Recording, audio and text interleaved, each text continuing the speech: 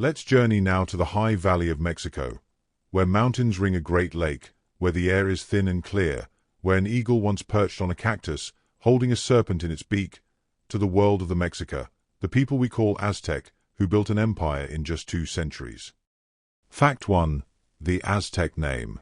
The people we call Aztec call themselves the Mexica, pronounced Mexika, from which the name Mexico derives. The term Aztec comes from Aztlan, their legendary homeland somewhere in the north, a place of mist and memory they left centuries before founding their great city. They were one of several Nahuatl-speaking peoples in central Mexico, but they would become the most powerful. When we say Aztec today, we usually mean the Mexica and their empire, though technically Aztec could refer to all peoples from Aztlan. But to themselves, they were Mexica, the chosen people of Huitzilopochtli, the people destined to rule, the inheritors of ancient Toltec glory, builders of Tenochtitlan, the city that would amaze the world. Fact 2.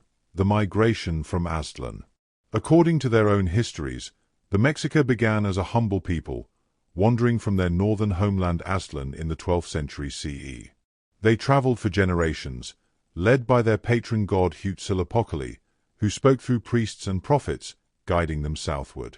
They were poor, often unwelcome, settling temporarily in various places before moving on.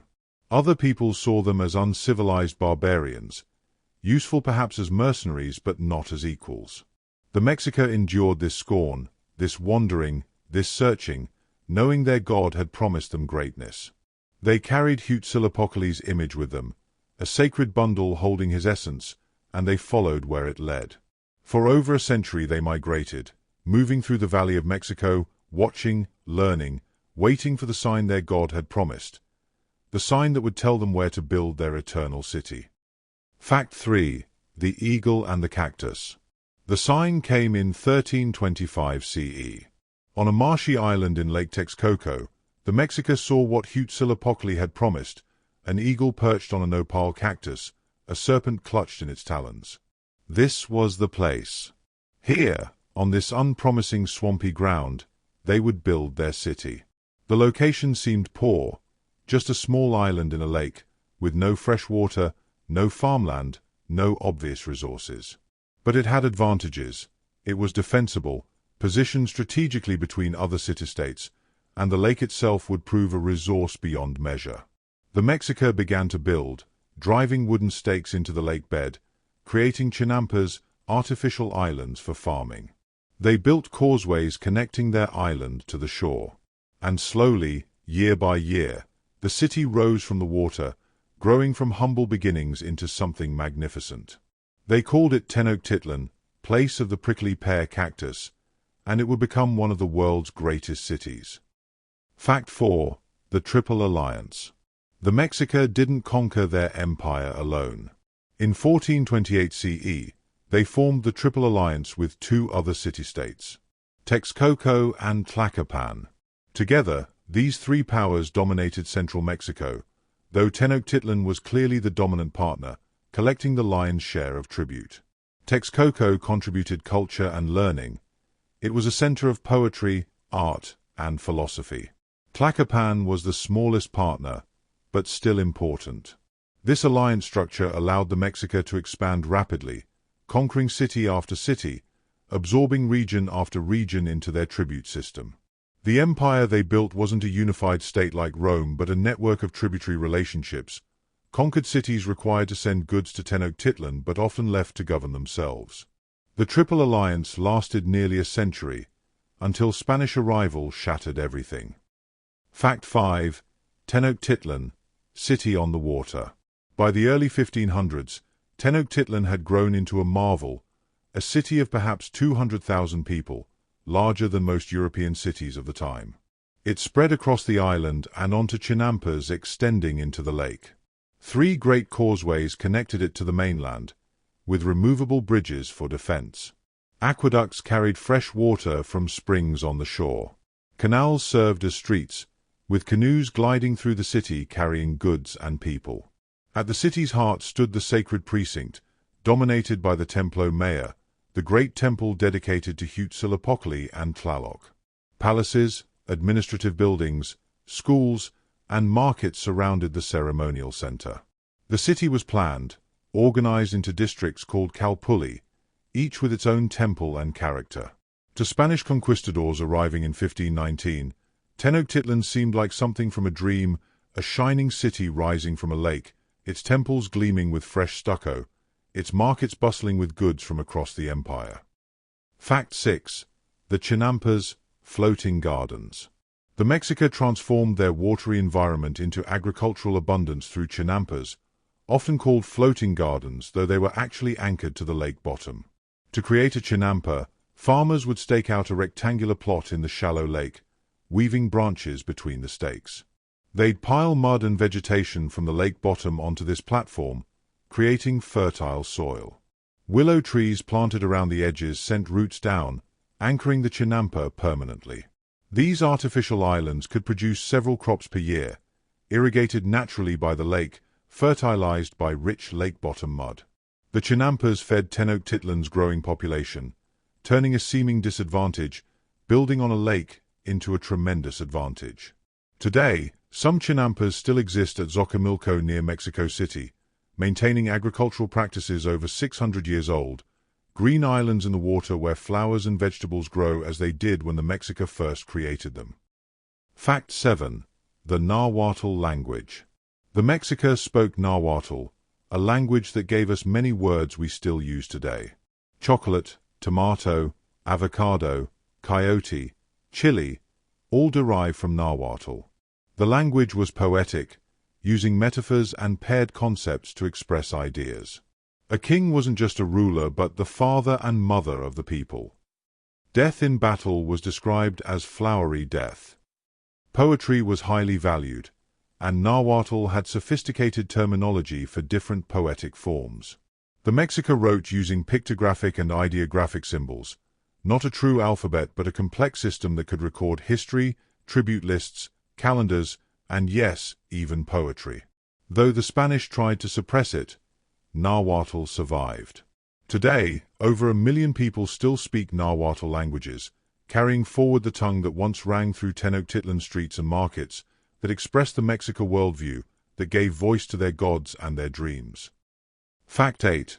The Aztec calendar stone. In 1790, workers in Mexico City unearthed a massive stone disk, over 12 feet in diameter and weighing 24 tons, the famous Aztec calendar stone, or sunstone. Carved in the 15th century, it's not actually a functioning calendar but a cosmological monument. At its center is the face of Tanatia, the sun god, surrounded by symbols of the 4 previous worlds that had been destroyed in Aztec mythology. Around these are the day signs of the 260-day ritual calendar, and other symbols representing the cosmos. The stone encapsulates Aztec understanding of time and creation, that we live in the 5th world, that previous worlds had ended in cataclysm, that our world too would eventually end, that human effort and sacrifice were necessary to maintain the sun's movement and forestall destruction. The calendar stone is beautiful, intricate, showing the sophistication of Aztec sculpture and the complexity of their cosmological thought. It stands now in Mexico's National Museum of Anthropology, one of the most recognizable symbols of ancient Mexico. And so we rest here on the island, water lapping gently against the chinampas, the sun setting behind the western mountains, painting the lake gold and rose, smoke rising from countless hearths, the sound of the city softening as evening comes, and we breathe in the thin highland air, feeling ourselves held by mountains and water, watching the first stars appear above the valley, letting the rhythm of this high, clear world slow our heartbeat and gentle our thoughts towards sleep. Our journey through the Aztec world continues now, as we explore the structures of their society, the rhythms of their days, the beliefs that gave their world meaning. Fact 9. Aztec social classes. Aztec society was carefully structured into distinct classes. At the top sat the Tlatoani, the emperor, who was both political ruler and religious figure. Below him came the nobles, called Pipiltin, who held administrative and military positions, owned land, and received tribute. Warriors could rise through the ranks based on captives taken in battle, achieving noble status through valor. Priests formed another important group, maintaining the complex religious calendar and performing rituals. The commoners, called Masehultin, made up most of the population: farmers, craftspeople, traders. They lived in their Calpulli districts, worked communal lands, and owed labor service and tribute. At the bottom were slaves, though Aztec slavery was different from chattel slavery. People might sell themselves into temporary slavery to pay debts. Slaves could own property and buy their freedom, and their children were born free. This social structure was rigid yet had some flexibility, particularly for warriors who could rise through achievement. Fact 10. The Tlatoani, the Emperor. The Tlatoani, literally speaker, was the Aztec emperor, chosen from the royal family by a council of nobles. He wasn't simply a political ruler but a sacred figure, intermediary between humans and gods. The Tlatoani lived in a vast palace, wore clothes reserved only for royalty, ate from dishes used once then broken, and appeared in public rarely and with great ceremony. He commanded the armies, decided matters of war and peace, distributed lands and titles, and oversaw the tribute system. But with power came responsibility. He was responsible for maintaining cosmic order through proper ritual, for ensuring the sun continued its journey, for keeping the empire prosperous and the gods satisfied. The Tlatoani embodied the state, and his person was sacred. To look directly at him was forbidden for commoners. He was carried in a litter, shielded by awnings, his feet never touching common ground. Fact 11. The Templo Mayor.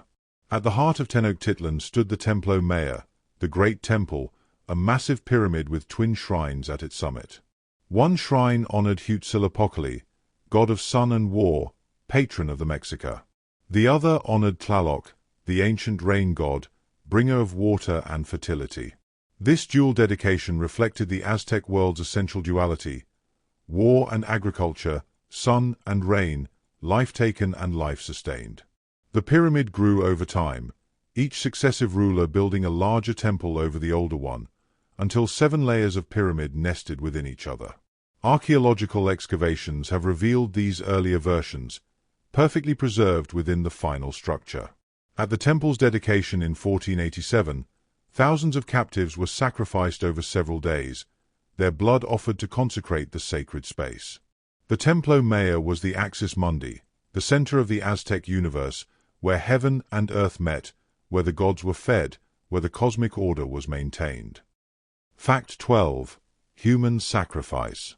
No aspect of Aztec culture is more discussed or misunderstood than human sacrifice. To the Aztecs, sacrifice wasn't cruelty but cosmic necessity. They believed the gods had sacrificed themselves to create the world and humanity, and that humans owed reciprocal sacrifice to maintain creation. The sun god Huitzilopochtli needed nourishment, human hearts and blood, to continue his daily battle against darkness. Without sacrifice, the sun wouldn't rise, the cosmos would collapse into chaos. Most sacrificial victims were war captives, chosen warriors who understood the honor of flowery death atop the temple. Priests would open the chest, remove the still-beating heart, and offer it to the gods. The body would tumble down the pyramid steps. To modern sensibilities, this is horrifying. But understanding the Aztecs requires grasping that they saw this as essential maintenance of reality itself, as sacred duty, as the highest honor a warrior could achieve. Fact 13. The Flowery Wars. The Aztecs conducted special wars called Xochiayotl, Flowery Wars, with certain neighboring cities.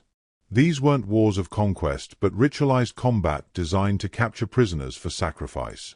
The Aztecs would arrange battles with cities like Tlaxcala, fighting according to rules both sides understood. Warriors sought not to kill enemies but to capture them, for captives brought honor and could be sacrificed. These flowery wars served multiple purposes. They provided sacrificial victims, they trained young warriors, they demonstrated military prowess, and they kept subject peoples in check through display of Aztec power. The flowery wars show how warfare could be both practical and ritual, how combat served religious as well as political purposes, how the Aztecs wove together practical necessity and sacred obligation in ways that seemed natural to them but appear strange to us. Fact 14. Aztec warriors. Aztec warriors were organized into military orders based on achievement. Young warriors began as novices, wearing simple clothing, fighting to take their first captive. With each captive taken, a warrior gained honors, special clothing, weapons, the right to wear certain hairstyles or jewelry. The most prestigious orders were the Eagle Warriors and Jaguar Warriors, elite fighters who had captured many enemies. Eagle Warriors wore feathered helmets shaped like eagle heads. Jaguar Warriors wore jaguar pelts. These warriors received land grants, tribute, and high status.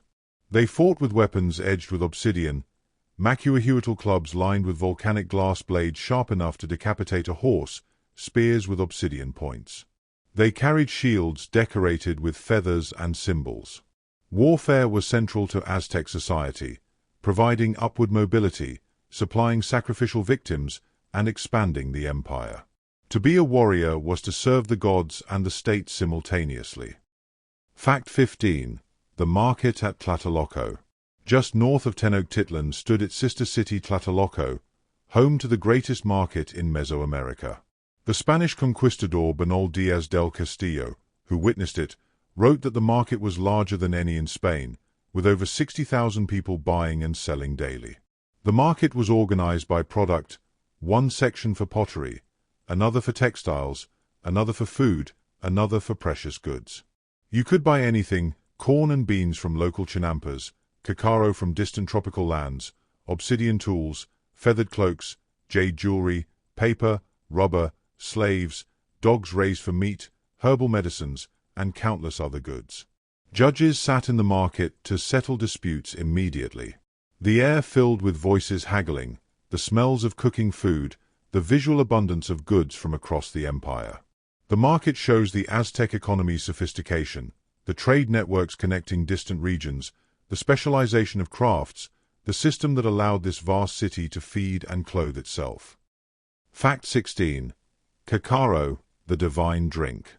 Like the Maya, the Aztecs prized cacao, but they couldn't grow it in their high valley. Cacao came as tribute from conquered tropical regions, precious and valuable. The Aztecs prepared it as a frothy drink, mixed with chili peppers, vanilla, and other spices. Cacao was consumed by nobles and warriors, served at important ceremonies, offered to gods. The beans were so valuable they served as currency. You could pay for goods or services with cacao beans, and tribute records show vast quantities flowing into Tenochtitlan. The drink gave energy, was considered medicinal, and carried religious significance. To drink chocolate was to consume something divine, to taste the luxury the empire made possible. When Moctezuma drank his chocolate from golden cups, he was demonstrating wealth, piety, and the success of Aztec conquest that brought such precious goods to the capital. And so we sipped that bitter chocolate, feeling its warmth spread through us, tasting the spices and the complexity, the flavor of empire and divine favor combined, and we set down the cup, satisfied, feeling the day's energy drain away, replaced by the gentle pull toward rest. The market sounds fading, the sun fully set now, darkness settling over the valley like a soft blanket, and we rest, held by the island city, cradled by the lake, drifting toward sleep as naturally as smoke rising. Toward the stars. We journey deeper now into Aztec life, into the details of their days, the education of their children, the beliefs that structured their world. Fact 17. Aztec education. Education was mandatory and universal in Aztec society, unusual for ancient civilizations. All children attended school, though the type of school depended on their social class. Commoner children attended the Telpochcalli, House of Youth, where boys learned warfare, agriculture, and crafts, while girls learned household management, weaving, and cooking. Noble children attended the Karmakak, where they received more advanced education, reading and writing the pictographic script, astronomy, calendar keeping, history, poetry, and religious knowledge. The Karmakak trained future priests, administrators, and leaders. Education was strict, emphasizing discipline, duty, and service to the community. Children learned through memorization, practice, and sometimes harsh physical punishment for misbehavior.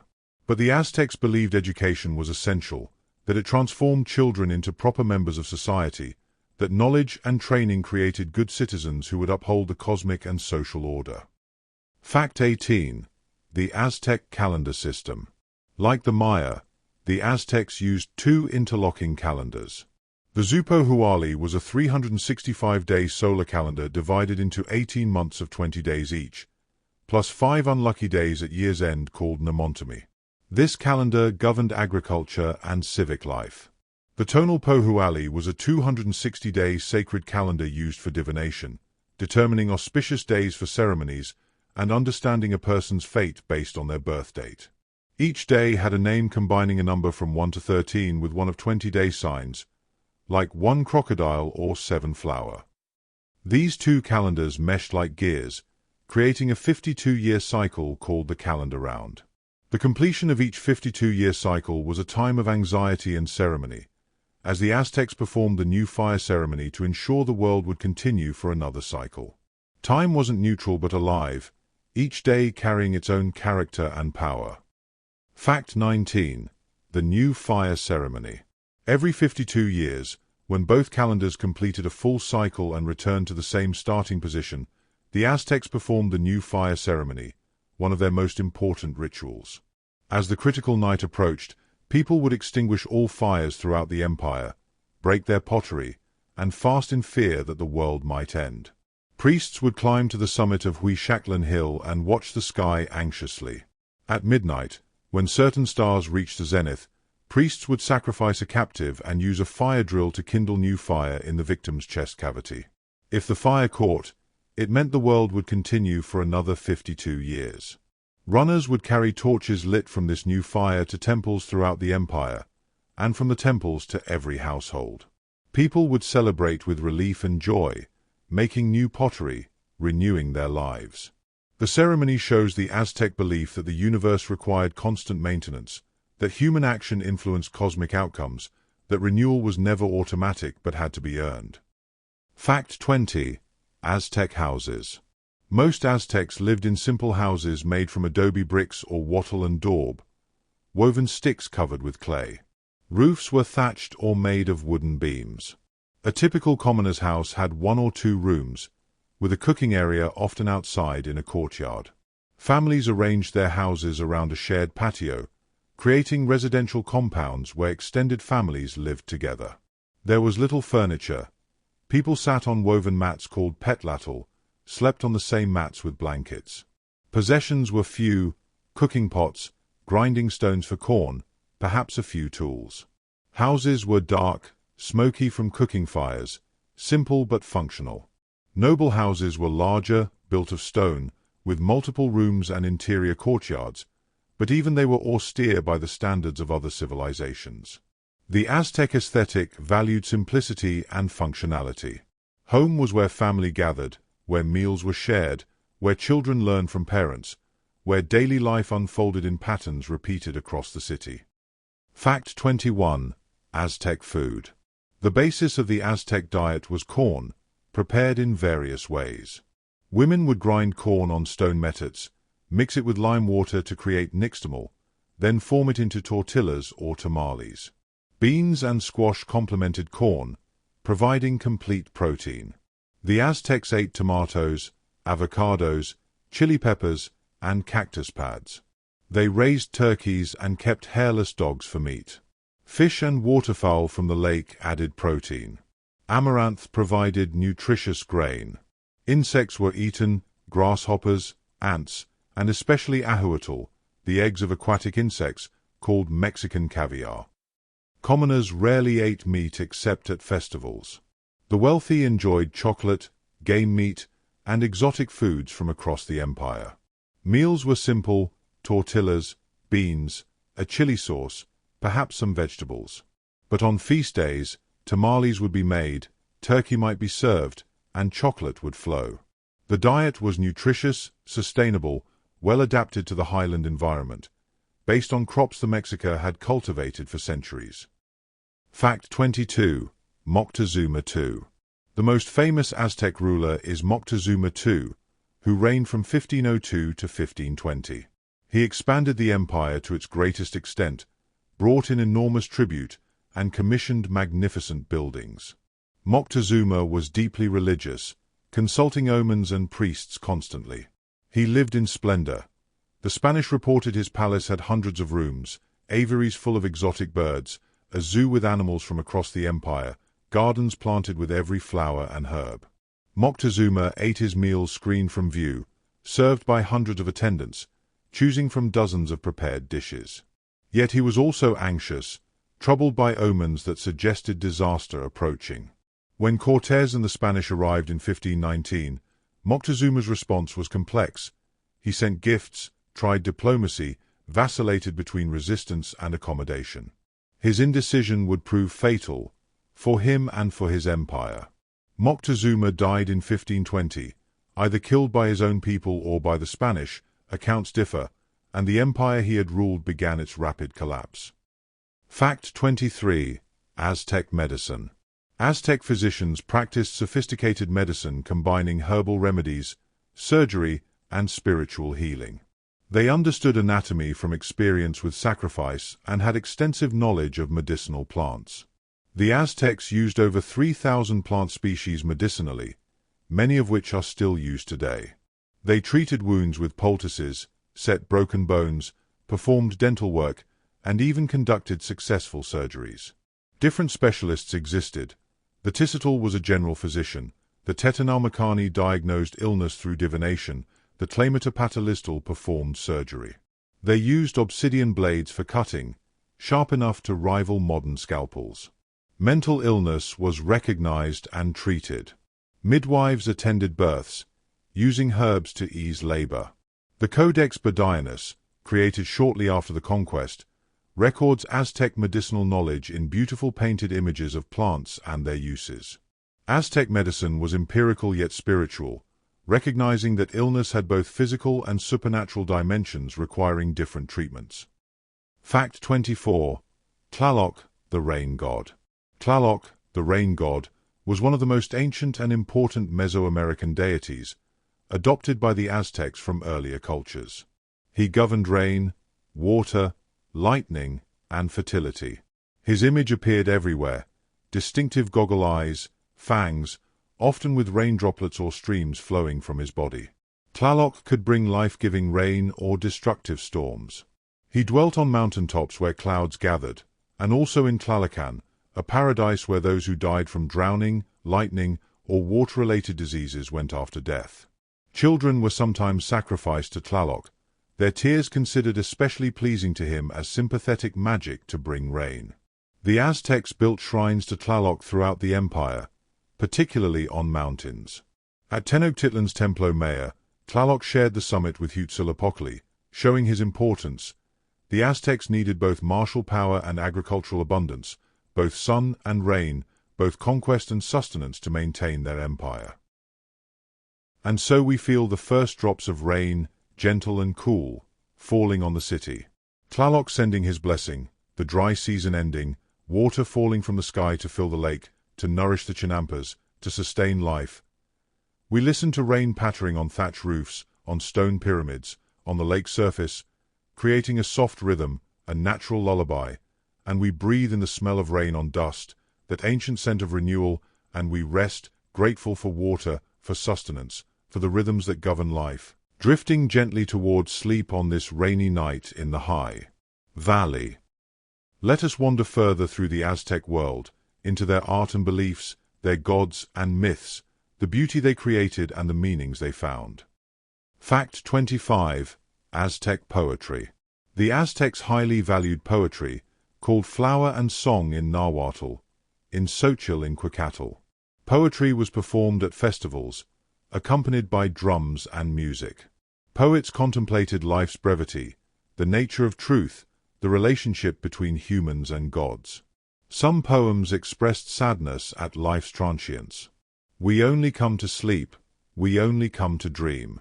It is not true that we come to live on earth. Others celebrated beauty and friendship, or honored warriors and rulers. The Aztecs believed poetry could express truth that ordinary speech could not reach. Kings and nobles were expected to compose poetry, and the greatest poets were remembered and celebrated. Poetry wasn't written in alphabetic script but memorized and passed down, though some was recorded in pictographic form. The poems that survived the conquest show sophisticated thought, deep feeling, and concern with the eternal questions. What is truth? What endures? What gives life meaning? Fact 26. Huitzilopochtli, the sun and war god. Huitzilopochtli was the special patron of the Mexica, the god who led them from Aztlan and promised them greatness. He was the sun god, the hummingbird wizard, the god of war. According to myth, he was born fully grown and armed from his mother Coatlicue, then immediately defended her by defeating his sister Coaxauqui and his 400 brothers who sought to kill them. This mythological battle was reenacted daily. Huitzilopochtli as the sun fighting against the moon and stars each night, requiring human hearts and blood to sustain him in this eternal struggle. His shrine at the Templo Mayor was painted bright blue and decorated with precious stones. His image showed him with hummingbird feathers, carrying a fire serpent as a weapon. The Mexica believed they were Huitzilopochtli's chosen people, that their destiny was to feed him through conquest and sacrifice, that their empire existed to sustain the sun's daily journey. Theirs was a sacred mission, cosmic duty expressed through earthly conquest. Fact 27. Aztec featherwork. Aztec artisans created extraordinary featherwork, objects of breathtaking beauty made from the feathers of tropical birds. Specialized craftspeople called Amanteca worked in Tenochtitlan's Amantla district, creating feathered headdresses, cloaks, shields, and other items for nobility and religious ceremony. They would tie, glue, or weave individual feathers onto backing material, creating images and patterns of amazing intricacy. Quetzal feathers, brilliant green and iridescent, were most prized, but artisans also used feathers from parrots, hummingbirds, spoonbills, and other exotic birds. These feathers came as tribute from tropical regions, precious as gems. Featherwork was considered among the highest art forms. Few examples survived the conquest, but those that did, like Moctezuma's headdress now in Vienna, show remarkable skill. These objects shimmered and moved, catching light like living things, beauty that seemed to capture air and light themselves. Fact 28. The Coaxauqui stone. In 1978, electrical workers in Mexico City accidentally uncovered a massive circular stone carved with the image of the dismembered goddess Coaxauqui. This discovery led to extensive excavations of the Templo Mayor, revolutionizing understanding of Aztec religion and symbolism. The stone shows Coaxauqui after her defeat by Huitzilopochtli, her body in pieces, but still wearing bells and ornaments. The stone was placed at the base of Huitzilopochtli's pyramid, so that sacrificial victims thrown down the stairs would land on it, reenacting Coaxauqui's defeat. The sculpture is remarkable for its artistry. The goddess's body, though dismembered, is rendered with grace and detail, her face showing both beauty and death. The discovery of this stone and the subsequent Templo Mayor excavations have provided extraordinary insights into Aztec religious practice, showing how mythology, architecture, and ritual combine to create meaning. Fact 29. The tribute system. The Aztec Empire was essentially a tribute system. Conquered cities weren't directly administered but were required to send regular tribute to Tenochtitlan. The Codex Mendoza, created shortly after the conquest, records this tribute system in detailed painted pages. Different regions sent different goods based on their resources. Coastal areas sent shells and tropical bird feathers, mining regions sent gold and copper, agricultural areas sent corn and beans, cotton-growing regions sent cloth. The amounts were staggering: thousands of bundles of cloth, tons of cacao, countless jade beads, jaguar skins, warrior costumes, and much more flowed into Tenochtitlan annually. Tribute collectors called Calpics traveled throughout the empire, recording what each province owed and collecting it. This system enriched Tenochtitlan, supported its population, supplied materials for craft production, and demonstrated Aztec power. But it also created resentment, and when the Spanish arrived, many subject peoples saw them as potential allies against the hated tribute system.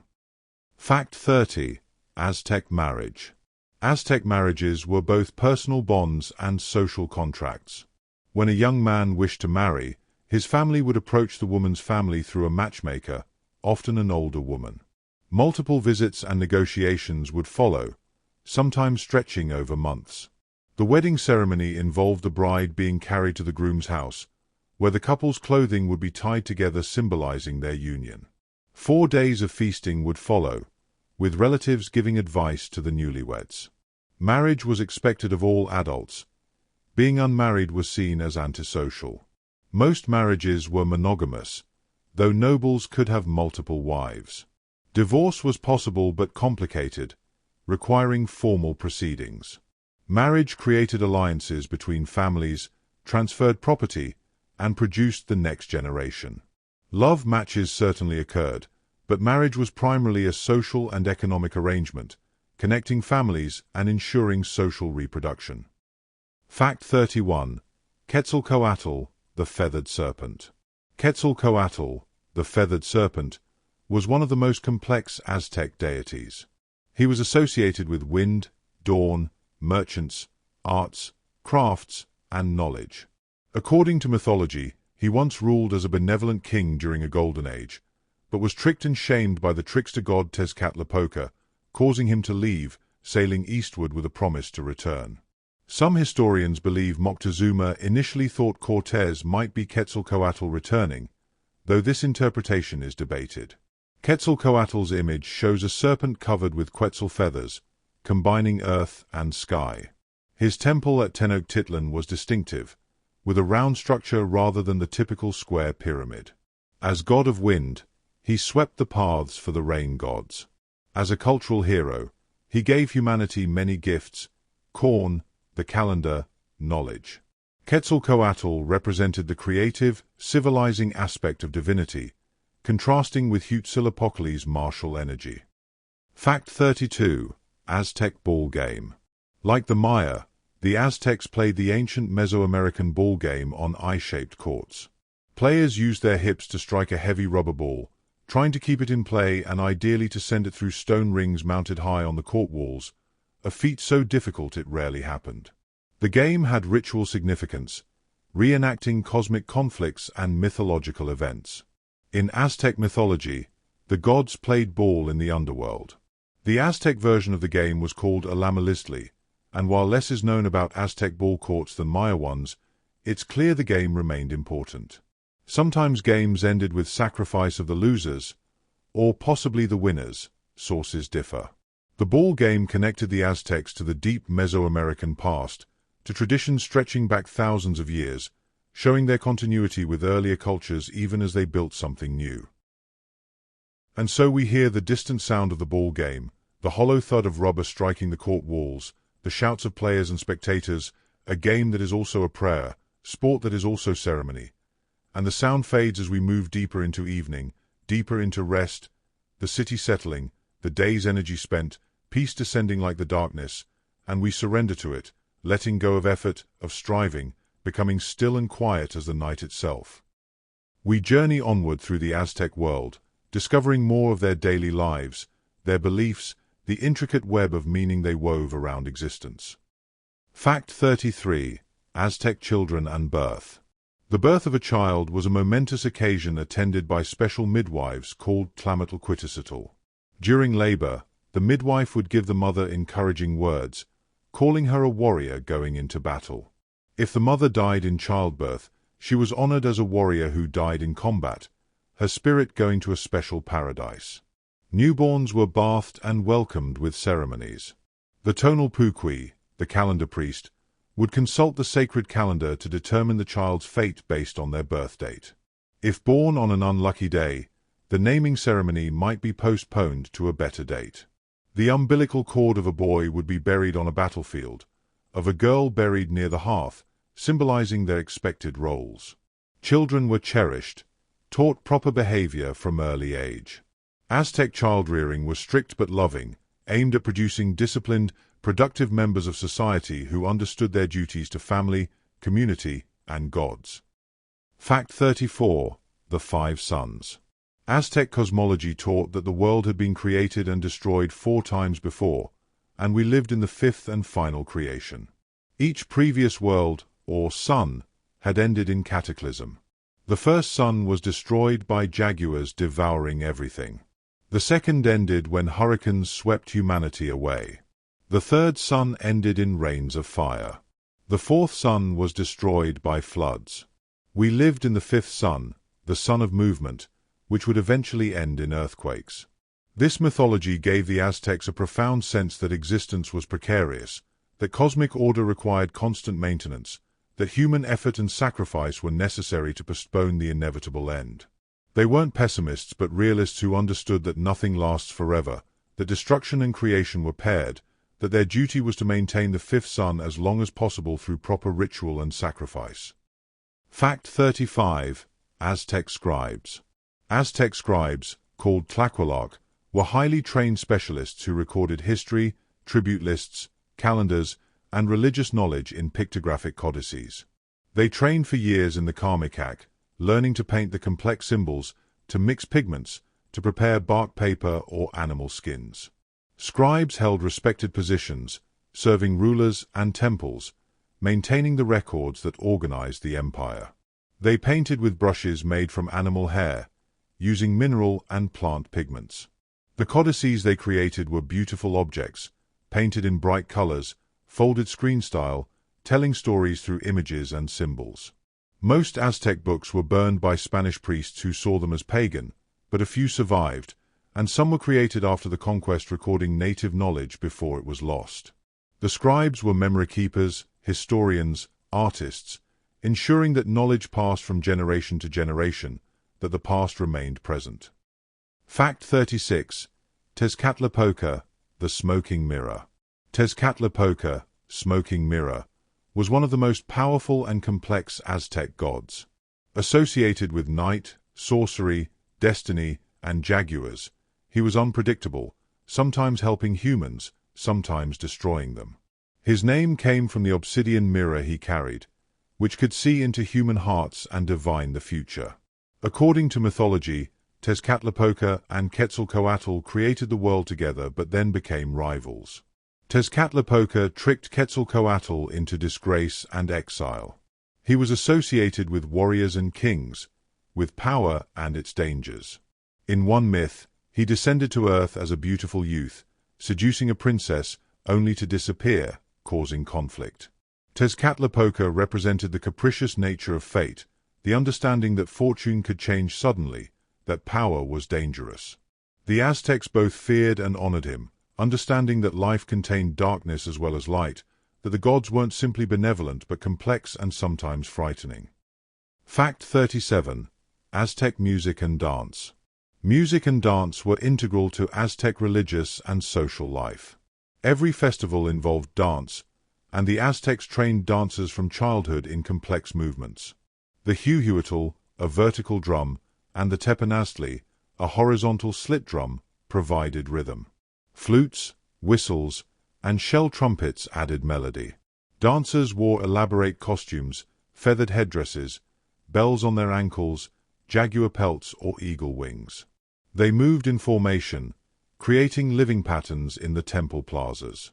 Songs accompanied dances, recounting myths, honoring gods, celebrating victories. Music wasn't entertainment but sacred communication, a way to please the gods, to create beauty as offering. Professional musicians studied for years, and poor performance in ritual music was considered serious failure. The sound of drums echoing across the lake, the sight of hundreds of dancers moving in perfect unison, the voices raised in song, these created transcendent experiences, moments when the human and divine realms touched. Fact 38. Xochimilco, place of flowers. South of Tenochtitlan lay Xochimilco, place of the flower fields, famous for its chinampas and flower cultivation. This city supplied Tenochtitlan with flowers, which were essential to Aztec life. Flowers decorated temples, were given as gifts, symbolized beauty and the transience of life, and were offerings to the gods. Xochimilco's canals and chinampas created a landscape of extraordinary beauty, water channels winding between green islands, flowers blooming in profusion. Today, Xochimilco still exists as a district of Mexico City, and its canals still function, now a tourist attraction where painted boats carry visitors through the ancient waterways.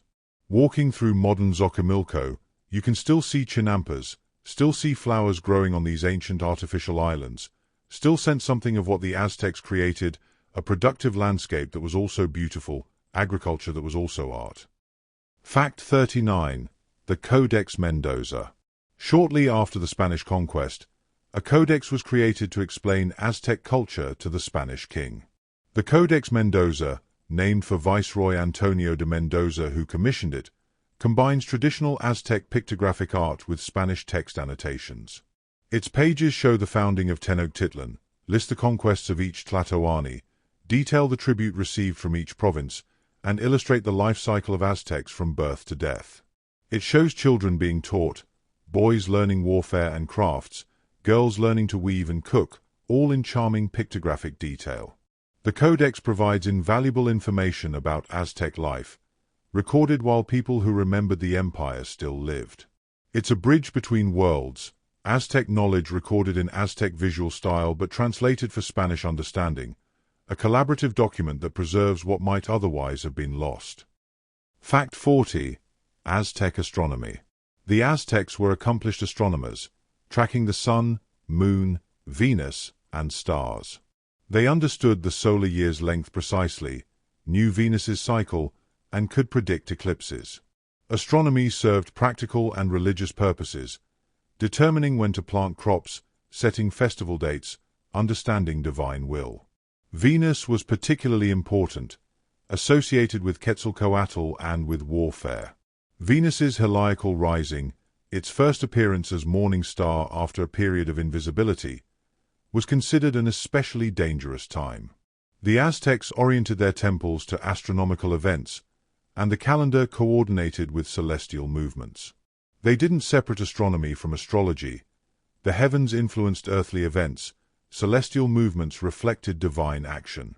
Priests studied the sky from temple tops, tracking patterns, recording observations, maintaining the knowledge that connected human time to cosmic cycles. And so we gaze upward at the night sky, seeing the same stars the Aztecs saw, watching their eternal dance, feeling ourselves part of those cosmic rhythms, our small lives connected to vast patterns, and we let that understanding soothe us, knowing we're held in something larger, that the movements of heaven continue regardless of our understanding, and we rest in that cosmic embrace, small and finite but part of infinity, drifting gently towards sleep as stars wheel slowly overhead.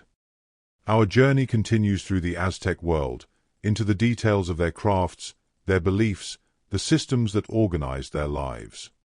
Fact 41. Aztec gold and silver work. Aztec metalworkers, especially goldsmiths, created objects of extraordinary beauty and technical sophistication. They used the lost wax casting method, creating intricate molds that allowed complex designs. They worked gold into jewelry, bells, figurines, and ornaments. Silver, copper, and alloys were also used. The finest metalwork adorned nobles and decorated temples. When the Spanish saw Aztec goldwork, they were amazed by its artistry, though tragically most was melted down for bullion. The few pieces that survived show remarkable skill, delicate filigree work, precisely cast figures, beautiful surface decoration. Gold wasn't just valuable for the Aztecs but sacred, associated with the sun, with divine power. To wear gold was to carry sun metal, to display both wealth and cosmic connection. The metalworkers who created these objects were honored craftspeople, their skill seen as a gift from the gods, their work as sacred as it was beautiful. Fact 42. The Calpulli system. Aztec society was organized into units called calpulli, which were like neighborhoods or wards. Each calpulli had its own temple, school, land, and identity. Membership was hereditary. You belonged to your family's calpulli. The calpulli organized labor obligations, collected tribute, maintained order, and provided social cohesion. Each had a leader who represented it in city affairs. Members worked communal lands and shared responsibility for the calpulli's tribute obligations. This system created nested identities. You were Mexica, but also a member of your specific calpulli, with loyalties and responsibilities to that smaller community. The calpulli provided social security. helped members in need, and created tight bonds. It was how a vast city remained manageable, broken into human-scale communities where people knew each other, looked after each other, maintained the social fabric that held the empire together. Fact 43. Aztec, the flayed god.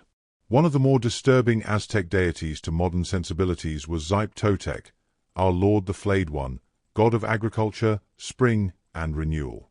His ceremony involved flaying the skin from sacrificial victims, then priests wearing these skins for 20 days while they gradually decayed. This represented agricultural renewal, the old earth being covered with new growth, seeds bursting from husks, the cycle of death and rebirth that governed agriculture. Aztec's image shows him wearing a flayed human skin, hands dangling limply at the wrists. While shocking to us, this ceremony made sense in Aztec thought. Just as seeds must be buried and die to produce new life, just as snakes shed their skin to renew, so human skin represented transformation and renewal. The ceremony was performed in spring, at planting time, connecting human sacrifice to agricultural fertility, ritual death to life renewed. Fact 44. Aztec weaving. Weaving was women's work, essential and highly valued. Girls learned to spin cotton and weave on backstrap looms, starting in childhood. The goddess Tlazolteotl was patron of weavers. Women produced all textiles, clothing for their families, fine cloth for tribute, elaborate decorated mantles for nobles. Cotton was the primary fiber, though maguey fiber was also used for coarser cloth. The finest weavers created elaborate patterns, dyeing threads with cochineal for brilliant red, indigo for blue, and other natural dyes. Feathers might be woven in for special pieces. Weaving required skill, patience, and creativity. A woman's worth was partly measured by her weaving ability. The cloth she produced clothed the empire, paid tribute, wrapped newborns, and shrouded the dead. Weaving was practical but also spiritual, creating order from chaos, thread by thread building up fabric, women's hands literally creating the material culture that clothed Aztec civilization. Fact 45. The aqueducts of Chapultepec. Tenochtitlan's island location created a challenge. The lake water was brackish, unsuitable for drinking. The solution was aqueducts carrying fresh water from springs on the mainland, particularly from Chapultepec, Grasshopper Hill, on the western shore. 2 parallel aqueducts ran along one of the causeways, built of stone and mortar, raised on arches. They could operate alternately, allowing one to be cleaned while the other supplied water. Fresh water flowed into the city, filling fountains where residents could draw water. The system was sophisticated, showing Aztec engineering ability. When Cortés besieged the city, he cut the aqueducts, depriving the defenders of fresh water, showing both the system's importance and its vulnerability. Today, Chapultepec is a park in Mexico City, the springs still there, though the aqueducts are long gone. But you can still visit the site, can still see where the water once emerged, sustaining a great city. Fact 46. Coatlicue, the mother goddess. Coatlicue, she of the serpent skirt, was the earth mother goddess, creator and destroyer, sustainer of life and receiver of the dead. Her monumental statue, discovered in the 18th century, is one of the most powerful Aztec sculptures. It shows her with a skirt of writhing serpents, a necklace of human hearts and hands, skull pendant, and instead of a head, 2 serpent heads facing each other, forming a face from their profiles. She's simultaneously terrifying and majestic, embodying the earth's dual nature, giving life and taking it back, nurturing and devouring. Coatlicue was mother of Huitzilopochtli, and also mother of Coaxauqui and the 400 southern stars. She represented the fundamental feminine power of creation, the earth itself as living goddess, both womb and tomb. Her statue was so powerful that after its discovery, Spanish authorities ordered it buried again, disturbed by its pagan force. It was eventually unearthed permanently and now stands in the National Museum, still radiating its ancient power. Fact 47. Tlatelolco, the sister city. Tlatelolco, famous for its great market, was originally an independent city founded by a rival Mexica faction around the same time as Tenochtitlan. The two cities existed side by side on adjacent islands, sometimes allied, sometimes rivals. In 1473, Tenochtitlan conquered Tlatelolco, absorbing it into the growing empire. But Tlatelolco retained its distinct identity, its market continuing to be the greatest in Mesoamerica. After the Spanish conquest, Tlatelolco became the site of the Colegio de Santa Cruz, where friars taught Spanish and Latin to young Aztec nobles, and where much important knowledge about Aztec culture was recorded. Today, Tlatelolco is a neighborhood of Mexico City, and its main plaza, the Plaza de las Tres Culturas, contains Aztec ruins, a colonial church, and modern buildings, three cultures literally layered atop each other, showing Mexico's complex history. Fact 48. Pulque, the sacred drink. Pulque, an alcoholic drink made from fermented maguey sap, was central to Aztec life. The maguey plant was scraped to collect aguay meal, honey water, which naturally fermented into pulque, a milky, slightly viscous beverage. Pulque was drunk at festivals, given as offerings to gods, and consumed for its nutritional value. It contains vitamins and protein. Drunkenness was generally frowned upon, with harsh penalties for public intoxication, but ritual occasions allowed controlled drinking. The elderly were permitted to drink more freely. They'd earned that privilege. Pulque was associated with gods of drunkenness called the Sensen Totoctin, 400 rabbits, representing the many forms intoxication could take. The drink continues today, still prepared traditionally, though less common than in the past. Pulquerias, bars serving pulque, were important social spaces, and the drink remains a link to ancient Aztec culture, fermentation continuing as it has for centuries. And so we sip the milky pulque, feeling its gentle warmth, its mild sweetness, a drink connecting us to countless generations who drank before us, who found pleasure and communion in this fermented gift of the maguey, and we set down the cup, feeling ourselves part of that long line of humanity, part of traditions that stretch back beyond memory, and we rest in that continuity, that connection, letting it anchor us as we drift towards sleep, held by the past, drifting toward rest. We journey deeper now into the Aztec world, into their relationships with nature, their understanding of life and death, the final years before their world transformed forever. Fact 49. The Jaguar Knights. Among the most elite Aztec warriors were the Jaguar Knights, Quetzalcoatl, who had distinguished themselves by capturing many enemies in battle. These warriors wore jaguar pelts over their bodies, with the jaguar's head forming a helmet over their own.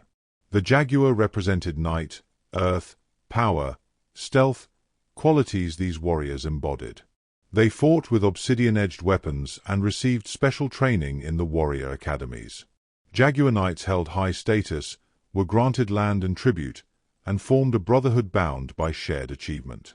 Along with the Eagle Knights, they represented the pinnacle of Aztec military achievement. To see a Jaguar Knight was to see power incarnate, a man who had proven himself in combat, who wore the skin of the sacred beast, who commanded both fear and respect. These warriors weren't just soldiers but sacred figures, their prowess in battle serving both empire and gods. Fact 50. The floating gardens today. The Chinampas of Xochimilco still exist today, over 600 years after the Aztecs perfected them. You can visit Xochimilco and take a trajinera, a colorful painted boat, through the ancient canals, passing between chinampas where flowers and vegetables still grow. It's one of the few places where you can directly experience something the Aztecs created, where the landscape remains fundamentally unchanged. The canals wind between green islands, willows grow at the edges, the water reflects the sky. On weekends, the canals fill with boats, families celebrating, musicians playing, vendors selling food from floating kitchens. It's festive, alive, a living connection to Aztec ingenuity. The Chinampas demonstrate that pre-Columbian American engineering was sustainable, that it worked with nature rather than against it, creating productive landscapes that could endure for centuries. They're a gift from the past, Aztec wisdom still feeding people today. Fact 51. Mictlantecuhtli, Lord of the Dead. Mictlantecuhtli, the skeletal lord of the underworld, ruled Mictlan, the land of the dead where most souls went after death. The journey to Mictlan took 4 years, during which the soul had to overcome various challenges: crossing a river, passing between clashing mountains, climbing obsidian mountains. The living would bury offerings with the dead to help them on this journey. A small dog to guide them, food and water, tools they might need. Mictlantecuhtli was depicted as a skeleton or a figure decorated with bones, his body spotted with stars. He wasn't evil but necessary, the ruler of the realm where death led. The Aztecs understood death as transformation rather than ending, the dead journeying to their proper realm. Mictlan wasn't hell but the natural destination of most souls, a dark realm certainly, but one governed by order and necessity, where the dead resided while the living continued their cycles above. Fact 52. The role of merchants, Pochteca. Aztec long-distance merchants, called Pochteca, formed a distinct social class with their own quarters in Tenochtitlan, their own gods, and special privileges. They traveled vast distances, trading Aztec goods for exotic items from distant regions, jaguar pelts from the tropical lowlands, turquoise from the north, cacao and jade and brilliant feathers. But they were more than traders. They served as spies, gathering intelligence about potential conquest targets, mapping trade routes, assessing resources. Their information helped the military plan campaigns. Pochteca could become wealthy, though they were expected to disguise their wealth and act humbly. They sponsored festivals, maintained their own tribunal for disputes, and passed their trade knowledge from father to son. The Pochteca connected the empire to regions beyond its political control, extending Aztec influence through commerce, creating the networks that sustained Tenochtitlan's markets and fed its appetite for luxury and exotic goods. Fact 53. Aztec Gardens. The Aztec elite created magnificent gardens, pleasure grounds filled with flowers, medicinal plants, and even trees brought from different climates. Moctezuma's gardens at Huaxtepec and elsewhere were famous, containing plants from across the empire, carefully tended by specialist gardeners. These weren't just aesthetic but also practical, botanical gardens where medicinal plants were cultivated and studied. Moctezuma also maintained a zoo with jaguars, eagles, and other animals, and aviaries with exotic birds whose feathers would be harvested for ceremonial use. The gardens represented control over nature, the ability to gather and maintain diversity, knowledge of plants and their properties. Spanish conquistadors who saw these gardens were amazed by their beauty and organization. The gardens showed that Aztec culture valued beauty, knowledge, and the careful stewardship of natural resources alongside their more famous martial achievements. Fact 54. The Valley of Mexico. The Aztec heartland was the Valley of Mexico, a high basin at about 7,350 feet elevation, surrounded by mountains including the volcanic peaks Popocatépetl and Iztaccíhuatl. The valley held a system of interconnected lakes: Texcoco, Xochimilco, Chalco, Xaltecan, and Zumpango. This lacustrine environment shaped Aztec life profoundly. The lakes provided fish, waterfowl, algae for food, water transport. The mountains trapped rain, creating a relatively well-watered environment despite the high elevation. The thin air and cool climate suited corn agriculture. From the temples of Tenochtitlan, you could see across the lake to the mountains, snow-capped peaks rising above the valley floor. Today, most of the lakes are drained, Mexico City sprawling across what was once water. But you can still see the mountains, still sense the bowl-like geography that contained the Aztec world, still imagine the shimmering expanse of Lake Texcoco that once surrounded the island city. Fact 55. Nezahualcóyotl, the Poet King. Nezahualcóyotl, ruler of Texcoco from 1431 to 1472, was remembered as one of the greatest philosopher-poets in Nahuatl literature. His poems contemplated life's transience, the nature of the divine, the search for truth. One famous poem asks, "Do flowers exist truly in the place of the fleshless?" questioning whether anything beautiful persists beyond death. Another celebrates friendship and beauty while acknowledging impermanence. Nezahualcóyotl built magnificent palaces and gardens in Texcoco, created legal codes, designed the aqueduct system, and made his city a center of learning and culture. He was warrior and administrator, philosopher and poet, showing the Aztec ideal that rulers should embody both power and wisdom, force, and culture. His poems survived the conquest, copied down by scribes, and they still speak today, his questions about meaning and truth as relevant now as when he composed them 5 centuries ago. Fact 56. The coming of the Spanish. In 1519, Spanish conquistador Hernán Cortés landed on the Gulf Coast with about 600 men, 16 horses, and several cannons. He made alliances with peoples resentful of Aztec rule, particularly the Tlaxcalans who had resisted Aztec domination. Moctezuma, troubled by omens and uncertain whether Cortés might be a returning god, sent gifts and messages but eventually allowed the Spanish into Tenochtitlan. The conquistadors marveled at the city's size and beauty, comparing it favorably to European cities. But tensions erupted. During a festival, Spanish soldiers massacred nobles in the Templo Mayor. The Mexica rose in fury. Moctezuma, trying to calm his people, was killed, struck by stones thrown by his own people, the Spanish said, though some historians suspect the Spanish murdered him. The Spanish fled the city on the Noche Triste, Night of Sorrows, suffering heavy casualties. But they would return, and next time they would bring siege, smallpox, and the end of the Aztec world. Fact 57. The Siege and Fall. After the Noche Triste, Cortés gathered his forces, gained more indigenous allies, and returned to besiege Tenochtitlan. The new Tlatoani, Cuauhtémoc, organized fierce resistance. The siege lasted 93 days from May to August 1521. The Spanish built brigantines, small ships, to control the lake, cutting off supplies. They systematically destroyed the city, filling canals, razing buildings. Smallpox ravaged the defenders, killing thousands. Food ran out. Fresh water was cut off. Yet the Mexica fought on, defending their city house by house, refusing to surrender. Finally, with the city in ruins, the population starving and decimated by disease, Cuauhtémoc was captured attempting to flee by canoe. He asked Cortés to kill him, but instead was kept alive as a trophy. The great city of Tenochtitlan had fallen.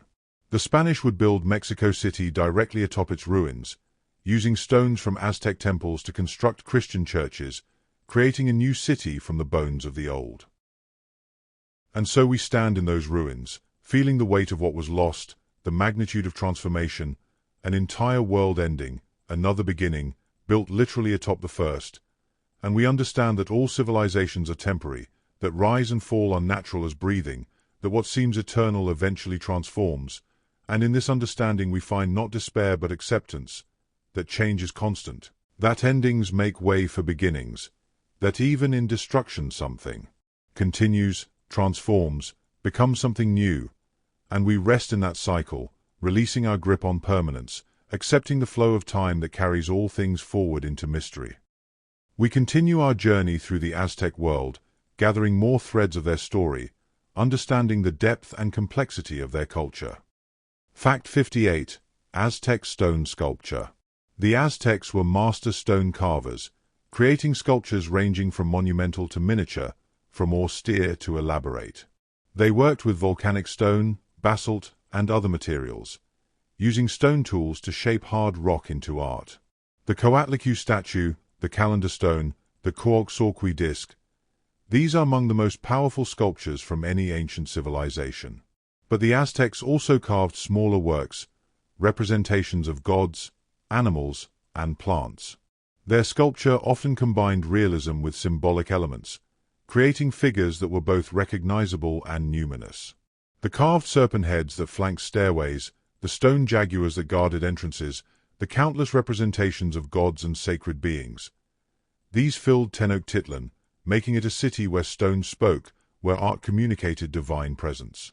The sculptures that survive in museums have lost their original context but still carry power, the Aztec understanding of form and meaning still evident after 5 centuries. Fact 59. The Toxcatl Festival. One of the most important Aztec festivals was Toxcatl, held in the 5th month, honoring Tezcatlipoca. A year before the festival, priests would choose a young man, the most perfect they could find, to impersonate Tezcatlipoca. For an entire year, this youth lived as the god incarnate, dressed in fine clothing, adorned with jewels, given everything he desired. People would kneel before him, and he would bless them. 20 days before the festival, he was given 4 young women as wives, representing goddesses. On the festival day, he would be taken to a small temple. He would climb the steps alone, breaking a flute at each step. At the top, priests would sacrifice him, his heart offered to Tezcatlipoca, and a new youth would immediately be chosen to begin the cycle again.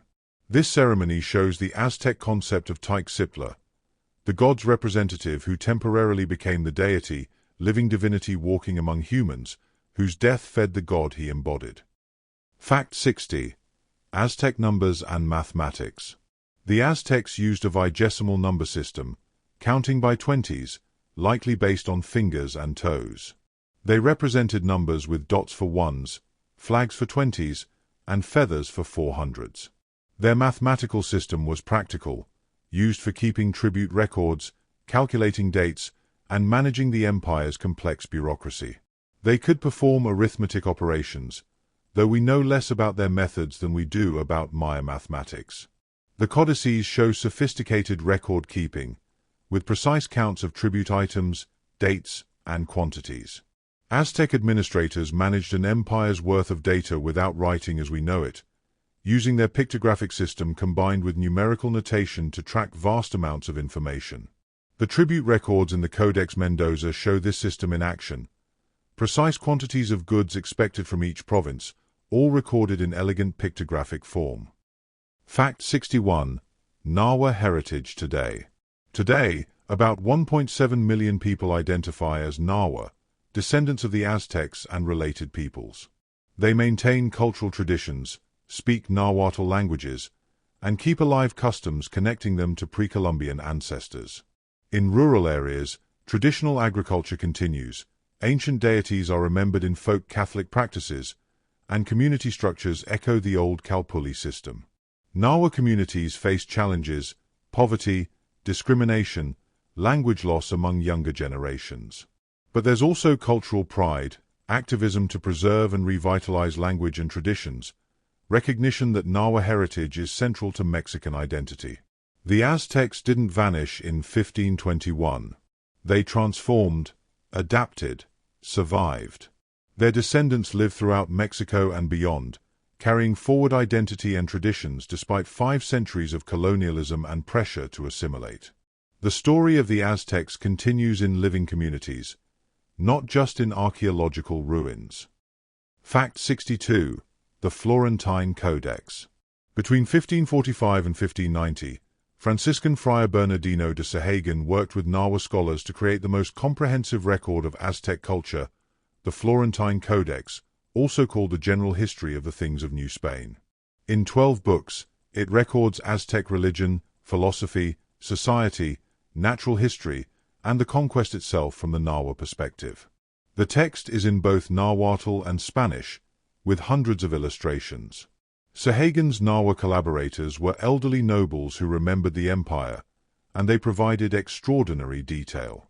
The Florentine Codex is invaluable, our most complete source on Aztec life. It preserves Nahua voices speaking about their own culture, includes songs, prayers, and philosophical discussions. Without it, much would be lost. Sahagun spent decades on this work, recognizing that a great culture was disappearing and that recording it served both historical and spiritual purposes. His collaboration with Nahua scholars created a monument to the civilization that had fallen. Fact 63. Obsidian mirrors. Obsidian, volcanic glass, was worked into mirrors by skilled Aztec craftspeople. These mirrors were polished to a high sheen, reflecting images darkly. They weren't for vanity but for ritual use. Priests used obsidian mirrors for divination, gazing into their dark surfaces to see visions, to communicate with gods. Tezcatlipoca's name means smoking mirror, and he was often shown with an obsidian mirror replacing one foot or as part of his headdress. Obsidian mirrors were portals between worlds, tools for seeing hidden things. A few survive in museums, dark and lustrous, still holding mystery. Looking into an Aztec obsidian mirror, you see yourself reflected darkly, distorted, made strange. It's easy to imagine ancient priests gazing into these surfaces, seeing visions in the volcanic glass, using this material born of Earth's fire to glimpse divine truths. Fact 64. The Eagle Warriors. Parallel to the Jaguar Knights were the Eagle Warriors, courtly, elite soldiers who had proven themselves in battle. They wore costumes that made them appear as eagles, feathered suits with the bird's head forming a helmet, the warrior's face visible through the open beak. Eagles represented the sun, day, sky, soaring predators associated with Huitzilopochtli. Eagle and Jaguar Knights formed complementary pairs, sun and earth, day and night, sky and ground. They fought in special units, received intensive training, and enjoyed high status. Young warriors aspired to join these orders, knowing that martial achievement could elevate them beyond their birth station. The image of eagle and jaguar warriors has remained powerful in Mexican culture, symbols of ancient military prowess, appearing in modern art and symbolism as links to the warrior past. Fact 65. The Market Judges. The Great Market at Tlatelolco had its own judges who sat in a building overlooking the plaza, settling disputes immediately. If a vendor cheated a customer, if the quality of goods was misrepresented, if arguments arose over prices, the market judges heard the case and rendered instant justice. This system maintained order in the crowded market, ensured fair dealing, and protected both buyers and sellers. The judges represented the Aztec emphasis on law and order, on maintaining proper behavior even in the chaos of commercial activity. They were another example of Aztec administrative sophistication, of the systems that allowed a city of 200,000 to function smoothly. The market judges meant you could trade with confidence, knowing disputes would be resolved fairly, that cheating would be punished, that the market operated under rules everyone understood. And so we walked through that market one last time in our imagination, seeing the judges watching from above, seeing the vendors with their goods arranged carefully, seeing the buyers moving through the crowd, all of it organized, maintained, governed by law and custom. And we appreciate the human effort required to create order, to maintain fairness, to build systems that served everyone, and we rest in the knowledge that humans have always sought justice, always created order, always tried to build societies where people could live together in peace. And this knowledge comforts us, this continuity of human aspiration, and we settle deeper into rest, held by the long story of humanity's struggle to create goodness. We move now through the final chapters of our Aztec journey, gathering the remaining stories, understanding how their legacy continues. Fact 66. Aztec Law and Justice. The Aztecs had a complex legal system with laws governing behavior, courts to hear cases, and punishments for violations. Laws addressed theft, adultery, drunkenness, damage to property, and many other offenses. Punishments could be severe: death for serious crimes, slavery for theft, public humiliation for lesser offenses. But the system aimed at justice, not mere punishment. Courts heard evidence, allowed defendants to speak, and rendered judgments based on established law. Different courts handled different types of cases. The Tlatoani himself served as the highest court of appeal. Legal records were kept in pictographic form.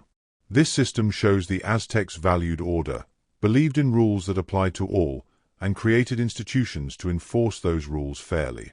The law was another thread holding society together, ensuring that disputes could be resolved without endless vendetta, that justice could be sought and sometimes found. Fact 67. The Temple of Tlaloc. Alongside Huitzilopochtli's shrine atop the Templo Mayor stood Tlaloc's temple, equally important. Archaeologists excavating the Templo Mayor found that Tlaloc's side contained offerings of marine shells, coral, and objects associated with water, while Huitzilopochtli's side held militaristic offerings.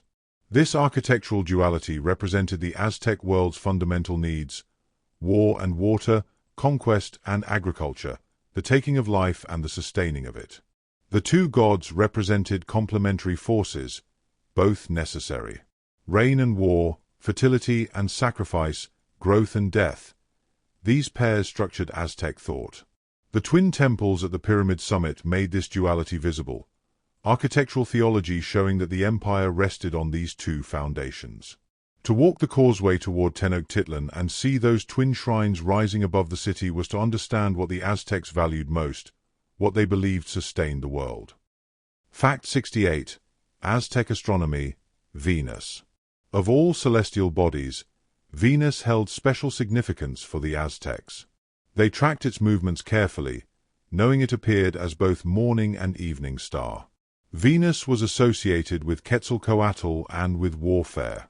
Its first appearance as morning star after a period of invisibility, the Heliacal rising, was considered particularly dangerous. The Aztecs believed Venus could shoot rays that harmed those it struck. Temples were oriented to Venus positions, and military campaigns were sometimes timed to its cycle. The Dresden Codex shows Maya Venus tables, and the Aztecs had similar knowledge. Venus's cycle doesn't align neatly with the solar year, and tracking it required careful observation and record-keeping. That the Aztecs devoted such attention to one planet shows how deeply astronomy was woven into their religion, how celestial movements influenced earthly decisions, how the sky and earth reflected each other in Aztec thought. Fact 69. Xochipilli, the Flower Prince. Xochipilli, Flower Prince, was the Aztec god of art, games, beauty, dance, flowers, and song. His statue, discovered in the 19th century, shows him sitting cross-legged, his body covered with carvings of flowers and mushrooms, including some identified as hallucinogenic species. He wears a mask, his face ecstatic. Xochipilli represented the aesthetic and pleasurable aspects of life, beauty for its own sake, joy and celebration. He was patron of artists, poets, dancers, and those who sought beauty. The Aztecs, despite their reputation for severity and sacrifice, also valued art and pleasure, understood that life needed beauty as well as duty. Xochipilli embodied this understanding, reminding us that the Aztecs weren't only warriors and priests but also poets and artists, people who created beauty, who celebrated joy, who understood that flowers and songs were sacred gifts worth honoring. Fact 70. The Spanish Chroniclers. Much of what we know about the Aztecs comes from Spanish friars and soldiers who wrote about what they witnessed. Bernal Diaz del Castillo wrote a detailed first-hand account of the conquest. Diego Duran recorded Aztec religion and history. Bernardino de Sahagun created the Florentine Codex. These chroniclers had complex motives. Some genuinely wanted to preserve knowledge of a vanishing culture, others wrote to justify conquest, some mixed admiration with horror. Their accounts must be read critically, understanding their biases and limitations. But without them, far less would be known. They recorded details that would otherwise be lost, interviewed Nahua people who remembered the empire, preserved information even when they didn't fully understand its significance. The Spanish chroniclers gave us windows into Aztec life, imperfect and distorted perhaps, but better than nothing, allowing voices from the past to reach us across the gap of conquest and centuries. Fact 71. The Aztec Sunstone Meaning. The sunstone, often called the Aztec calendar, contains layers of meaning beyond simple timekeeping. At its center is Tanatia, the sun god, his tongue a sacrificial blade, his hands clutching human hearts. Surrounding him are glyphs representing the 4 previous suns, the worlds that ended in jaguar, wind, rain, and flood. The current sun, movement, is destined to end in earthquakes. Around these are the 20-day signs of the sacred calendar. Radiating out are sun rays and various symbols representing the cosmos. The stone is a theological statement, a cosmological diagram, and a political message about Aztec destiny to maintain the 5th sun through sacrifice. It took massive effort to create, required transporting and carving a 24-ton stone with only stone tools. The sunstone represents Aztec beliefs condensed into monumental art, theology made visible, a statement carved in stone that the world's continuation depends on human action. Fact 72. Axayacatl and the conquest of Tlatelolco. Before Moctezuma II, his predecessor Axayacatl ruled Tenochtitlan from 1469 to 1481. His most significant achievement was conquering Tlatelolco in 1473, the independent city that shared the island. The Tlatelolco ruler had insulted Axayacatl, and war followed. After defeating Tlatelolco, Axayacatl brought the island under single rule, though Tlatelolco maintained some autonomy, particularly its great market. Axayacatl also expanded the empire's borders and commissioned important monuments. He was succeeded by his brother Tizoc, then by another brother Ahuetzotl, before his son Moctezuma II took power. This succession shows how Aztec rulership worked. The Tlatoani was chosen from the royal family, but not necessarily the previous ruler's son. A council of nobles selected the most capable candidate, seeking to ensure competent leadership. The system usually worked, providing strong rulers who guided the empire through its rapid expansion. Fact 73. Chocolate preparation. Aztec chocolate preparation was elaborate. First, cacao beans were roasted, then ground on a metate into a paste. This paste was mixed with water, chili peppers, vanilla, and sometimes other ingredients like flowers or honey. The mixture was poured repeatedly from one vessel to another from a height, creating foam, the most valued part of the drink. The result was bitter, spicy, complex, nothing like sweet modern chocolate. It was served in special painted cups, often at ceremonies or important occasions. Cacao beans were so valuable they served as currency, and drinking chocolate demonstrated wealth and status. The Spanish initially found the drink unpalatable, but eventually added sugar and created the sweet chocolate beverage that spread through Europe. But the Aztecs preferred their chocolate bitter and spicy, a drink that stimulated and invigorated, that connected the drinker to distant tropical lands and to the sacred. And so we sit quietly now, the taste of ancient chocolate still on our tongues, bitter and complex, the flavor of a civilization, and we reflect on all we've learned, all we've witnessed in our journey through the Aztec world. And we understand that every culture is complex, containing multitudes, that humans everywhere seek meaning, create beauty, build communities, honor their gods in their own ways, and we rest in that understanding, that appreciation for human diversity, for the many ways humans have organized existence, found meaning, created worlds, and we drift gently now towards sleep, our minds full of images from the Aztec past, our hearts touched by their story. We approach now the final stages of our journey, gathering the last stories of the Aztec world, understanding their enduring legacy. Fact 74. The founding stone of Tenochtitlan. According to tradition, when the Mexica found the promised sign, the eagle on the cactus, they placed a stone to mark the spot. This founding stone, the Teocalli, became the sacred center from which the city grew. All distances were measured from this point. The Templo Mayor was built over or near this spot, making it the literal and symbolic heart of the empire. Every expansion of the city radiated from this center, every causeway led to it, every triumph returned there. The founding stone represented the moment when wandering ended and destiny began, when promise became reality, when the Mexica transformed from nomads into empire builders. Though the exact stone may be lost, its symbolic importance endures.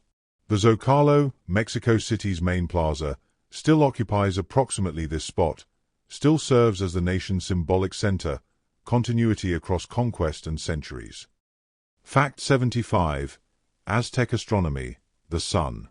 The Aztecs tracked the sun's movement carefully, noting solstices and equinoxes, understanding the solar year. They oriented temples to capture sunlight at specific times, equinox sunrises aligning with temple doorways, creating moments of dramatic illumination. The sun wasn't just a celestial body but Tenacia, a god who required nourishment to continue his daily journey. Each night he traveled through the underworld, fighting the forces of darkness, and each dawn represented his victory and rebirth. Human hearts and blood fed him, giving him strength to rise again.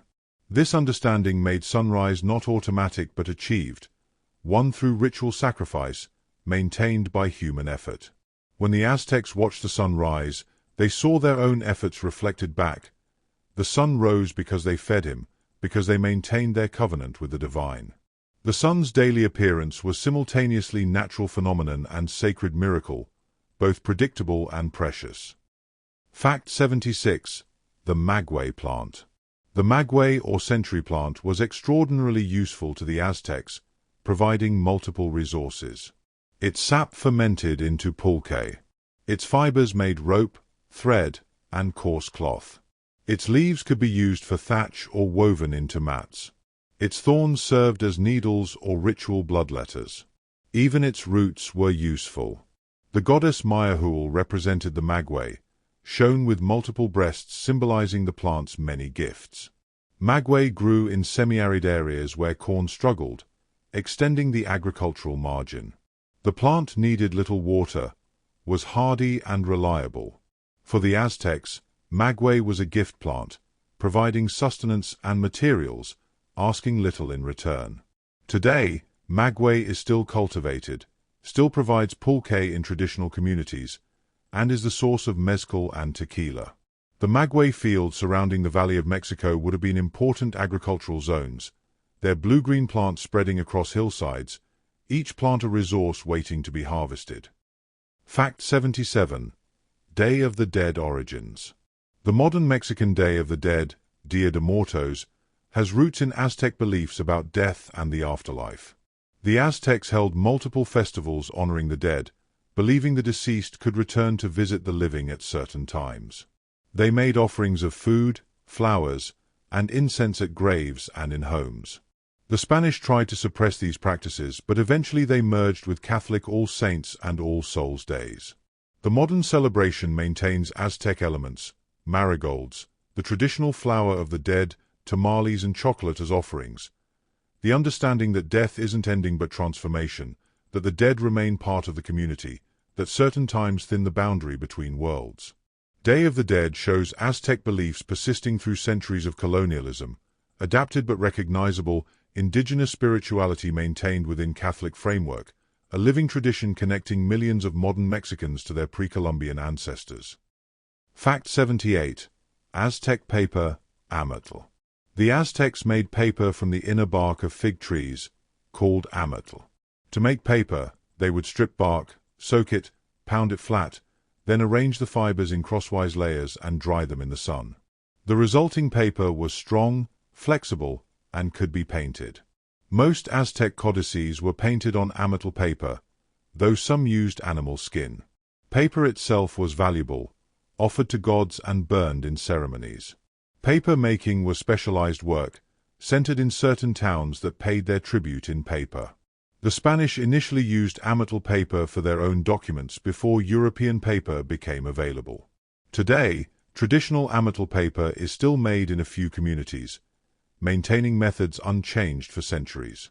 The paper has a distinctive texture, slightly rough, natural variations in color. Creating amatl required knowledge, skill, and labor, transforming trees into surfaces that could carry images and symbols, bark into memory. Fact 79. Cuauhtémoc, the last Tlatoani. Cuauhtémoc, whose name means descending eagle, was the last independent Aztec Tlatoani.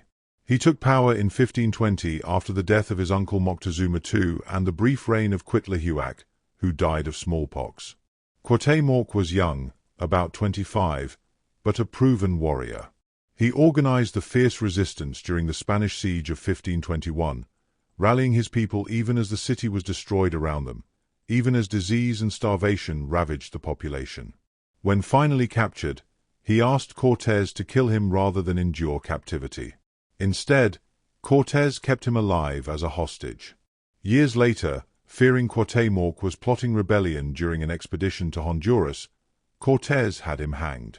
Cuauhtémoc became a symbol of resistance, the young king who refused to surrender, who fought to the last for his people and their way of life.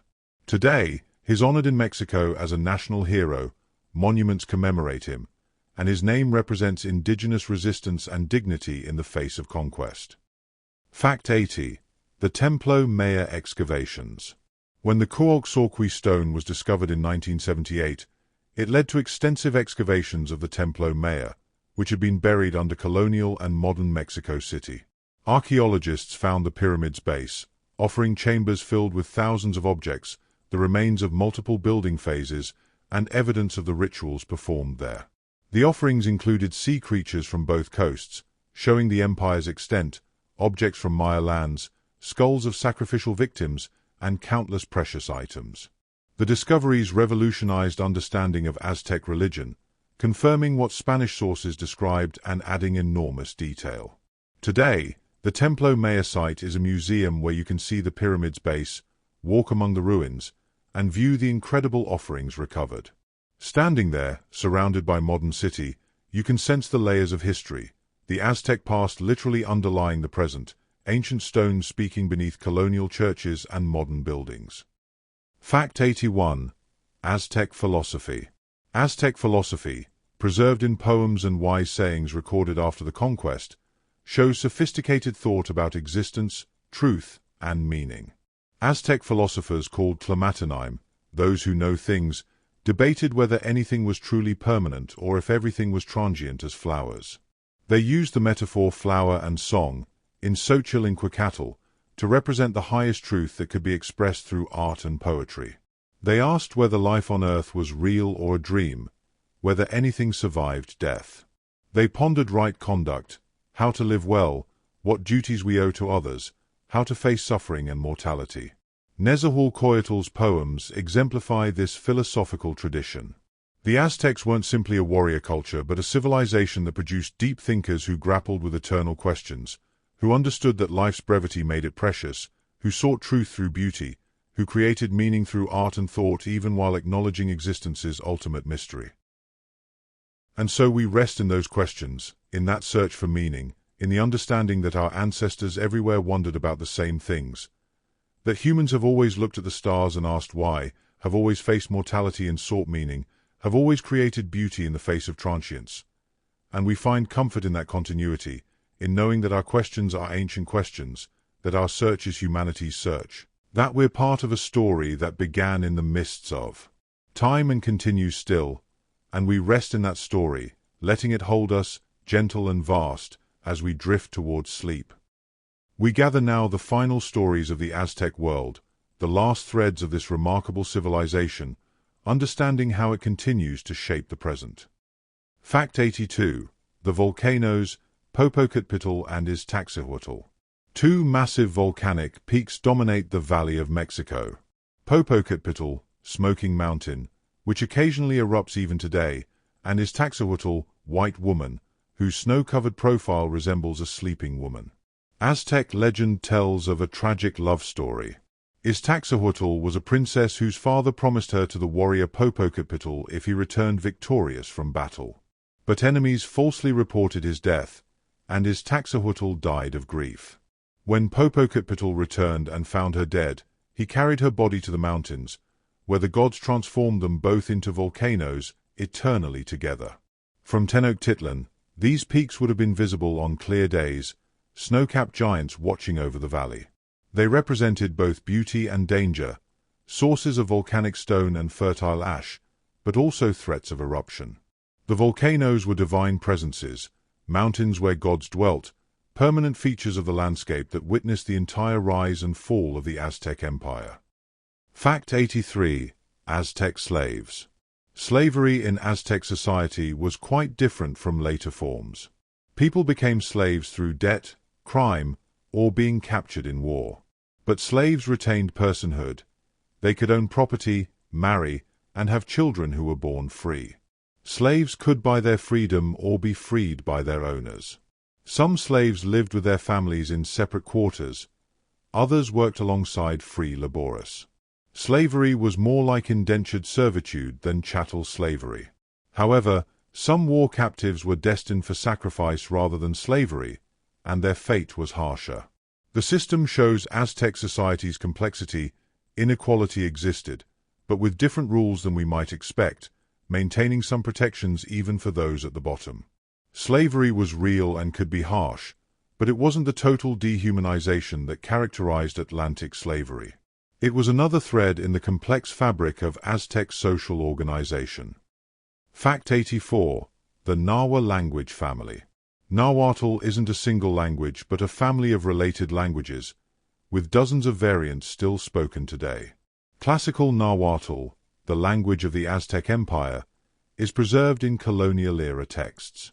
Modern Nahuatl variants differ from each other and from the classical form, having evolved over 5 centuries.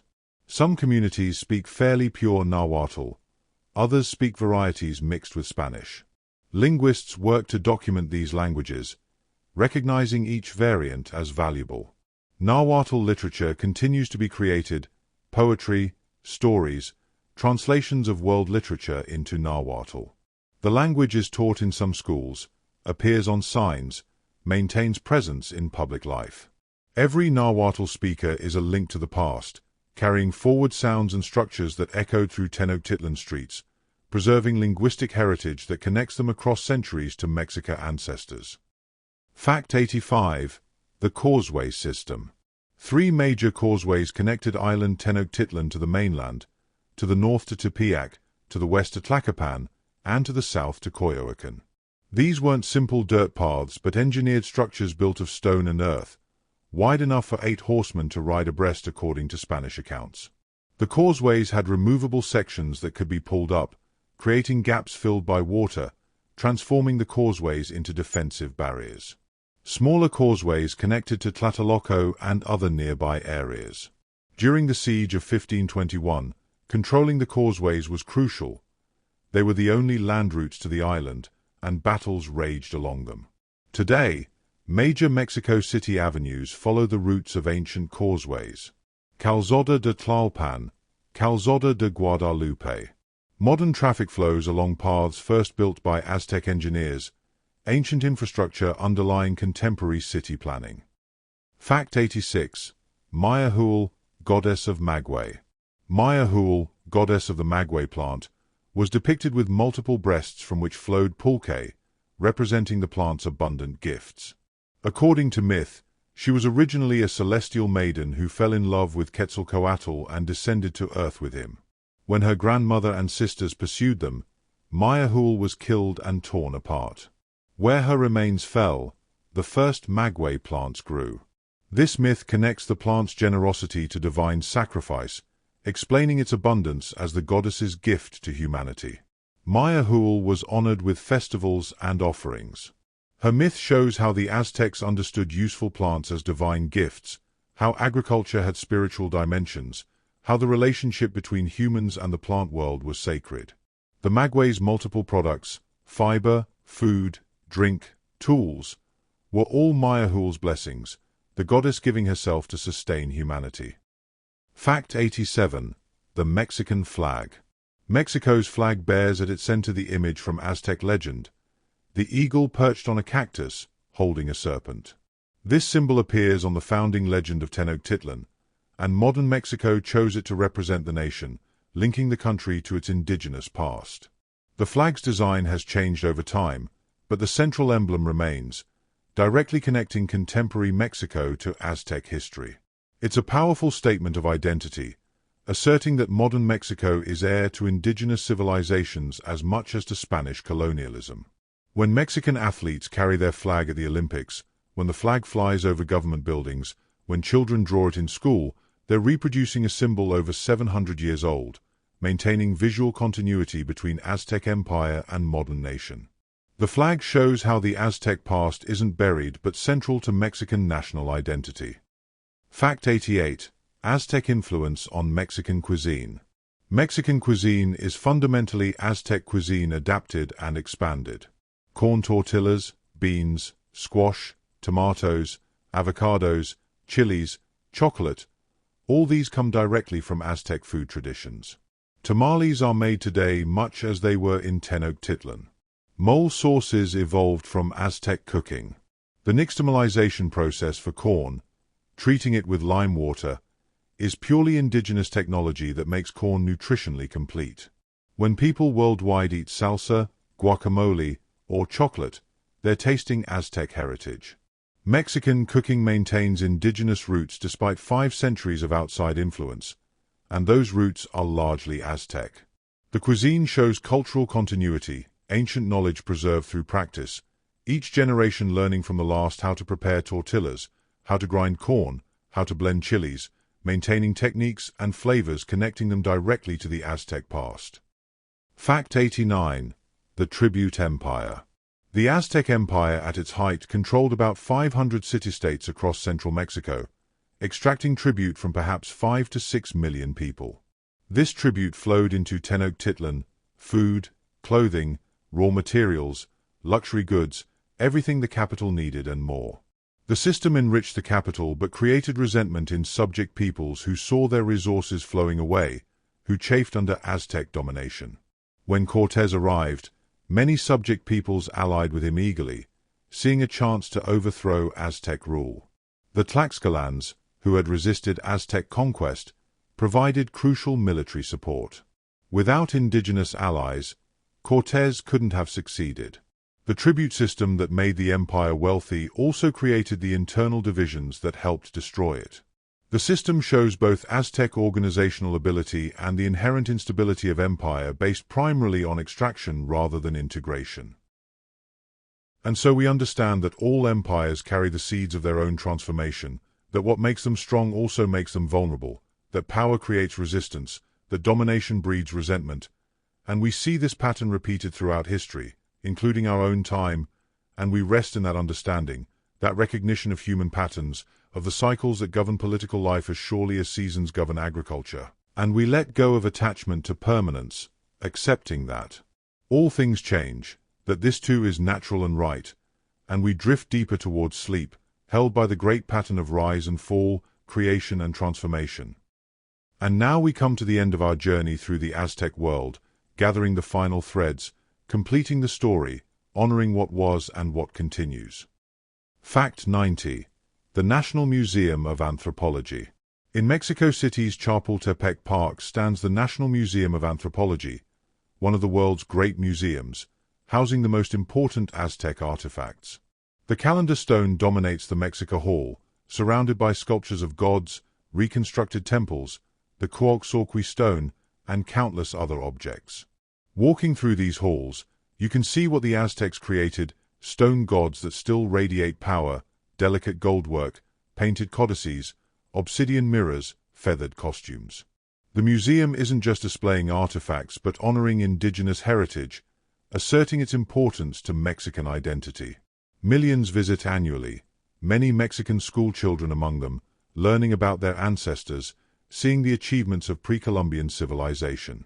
The museum is a bridge between past and present, a place where ancient objects speak to modern viewers, where the Aztec world becomes tangible, where 500 years of distance momentarily collapses. Fact 91. Aztec legacy in place names. Throughout Mexico, Nahuatl place names persist. Mexico itself from Mexica, Oaxaca from Huaxiacac, Acapulco from Acapulco, countless others. Even places far from Aztec control often have Nahuatl names because Aztec allies or translators accompanied the Spanish, and their language became the lingua franca for naming. These names maintain linguistic connections to the past, Nahuatl words embedded in everyday geography. When people say these names, they're speaking Nahuatl even if they don't know the language, maintaining sounds and meanings 5 centuries old. The landscape itself remembers, carries indigenous language forward, refuses to be entirely translated or replaced. Place names are a form of linguistic survival, Nahuatl maintaining presence through geography when it faced pressure in other domains. Fact 92. The Aztec and Mexican identity. Modern Mexican identity is complex, negotiating between indigenous heritage and Spanish colonial legacy. The Aztecs play a central role in how Mexicans understand themselves. The government promotes Aztec heritage through monuments, museums, and education. Indigenous imagery appears throughout Mexican culture. Yet many indigenous people face discrimination and poverty, suggesting the relationship with the Aztec past is complicated, honored in the abstract, sometimes ignored in the present. Mexico's struggle to honor indigenous heritage while addressing contemporary indigenous inequality reflects broader questions about how nations relate to their pre-colonial pasts. The Aztecs are simultaneously ancient history and living heritage, distant ancestors and contemporary relatives, symbols of pride and reminders of ongoing obligations to indigenous communities. Fact 93. Aztec warfare tactics. Aztec warfare emphasized speed, mobility, and individual combat prowess. Warriors fought primarily to capture rather than kill enemies, seeking to take prisoners for sacrifice. They used the atlatl, a spear thrower that increased throwing distance and force, and the macuahuitl, a wooden club embedded with obsidian blades. Battles were often preceded by negotiations and formal declarations. Tactics included ambushes, flanking maneuvers, and psychological warfare through intimidating costumes and battle cries. The Aztecs were formidable fighters, their military prowess enabling their rapid expansion. But their emphasis on capture rather than killing, their ritualized approach to warfare, and their lack of experience with European weapons and tactics left them vulnerable when Spanish technology and indigenous allies combined against them. Their warfare was sophisticated within Mesoamerican context, but met challenges it wasn't designed to address. Fact 94. Ahuetzotl, the Eighth Tlatoani. Ahuetzotl, who ruled from 1486 to 1502, was one of the most successful military leaders in Aztec history. He expanded the empire to its greatest extent, conquering distant regions and bringing vast new areas under tribute. He was also a prolific builder, expanding the Templo Mayor and other structures. The dedication ceremony for the expanded Templo Mayor in 1487 involved massive sacrifices over several days, with thousands of captives killed. While the exact numbers are debated, the ceremony showed Ahuetzotl's power and piety, his ability to provide victims for the gods.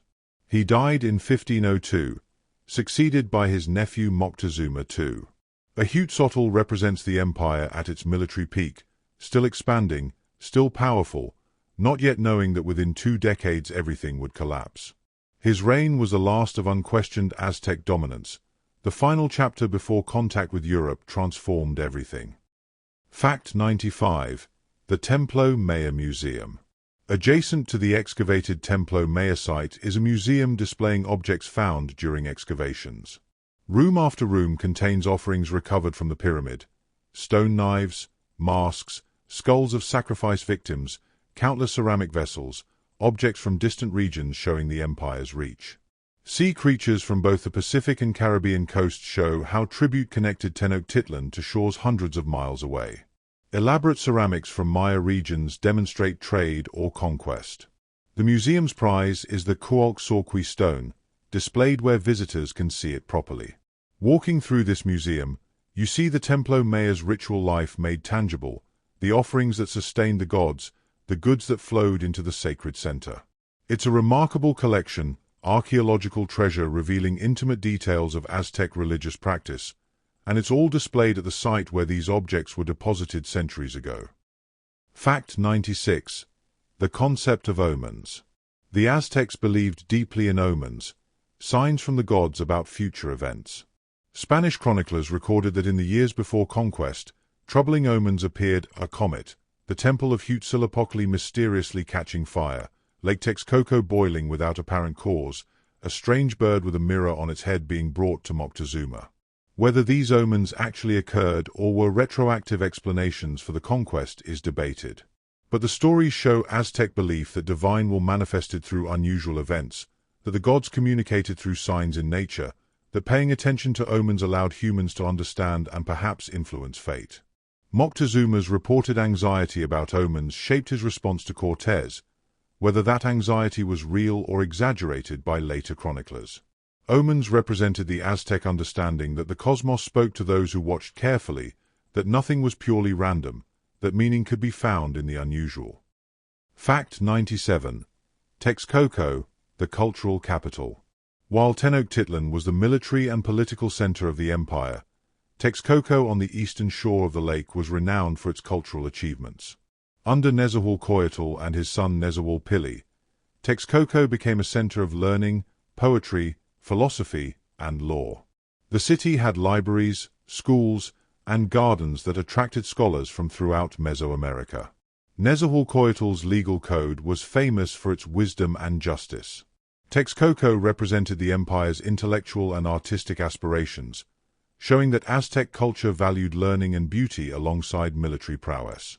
The city was largely destroyed during the Spanish conquest and subsequent colonial period, but its reputation survived in historical records. Texcoco reminds us that the Triple Alliance was genuinely multipolar, that different cities contributed different strengths, that the empire was more than just Tenochtitlan's military might. Fact 98. Modern archaeological discovery. Aztec archaeology continues, with new discoveries regularly made. In recent years, archaeologists working at the Templo Mayor have found offerings, chambers, and artifacts that add to our understanding. Excavations elsewhere in Mexico City occasionally uncover Aztec remains beneath colonial and modern structures. Each discovery refines understanding, sometimes confirming Spanish accounts, sometimes contradicting them, often adding nuances those accounts missed.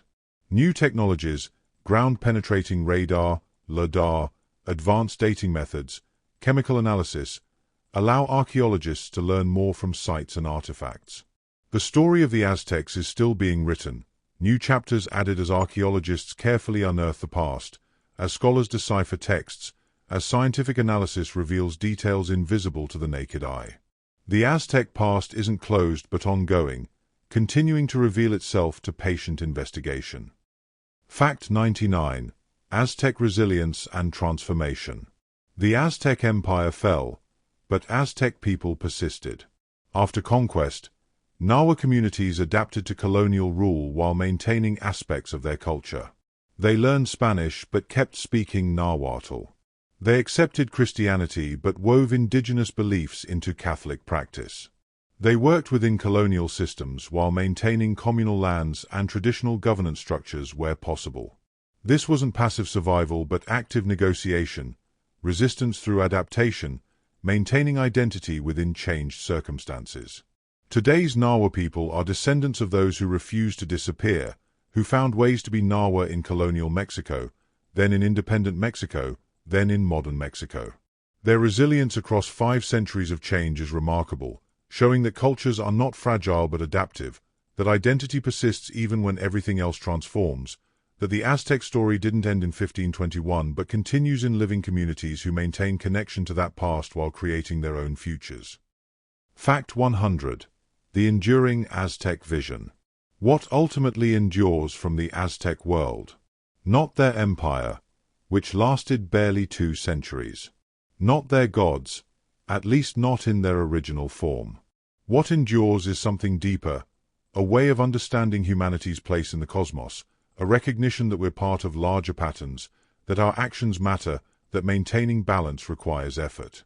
The Aztec vision saw humans as active participants in cosmic drama, not passive recipients of divine will. They believed human actions influenced whether the sun rose, whether rains came, whether order persisted or chaos returned. This wasn't arrogance but responsibility. Humans mattered, what we did mattered, we were necessary to the universe's functioning.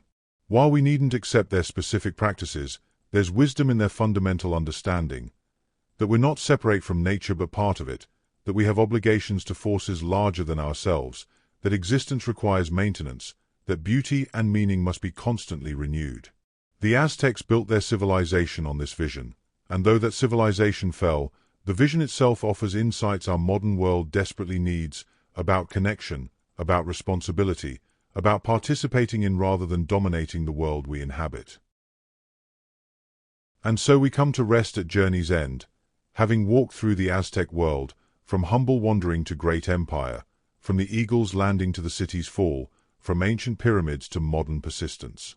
We have seen a civilization that built magnificence on an island in a lake, that fed itself from gardens floating on water, that organized a vast empire in just 2 centuries. A people who looked at the stars and saw gods, who carved stone into art, who created poetry contemplating existence's brevity. The Aztecs sleep now, their temples buried beneath modern Mexico City, their gods remembered but transformed, their empire vanished.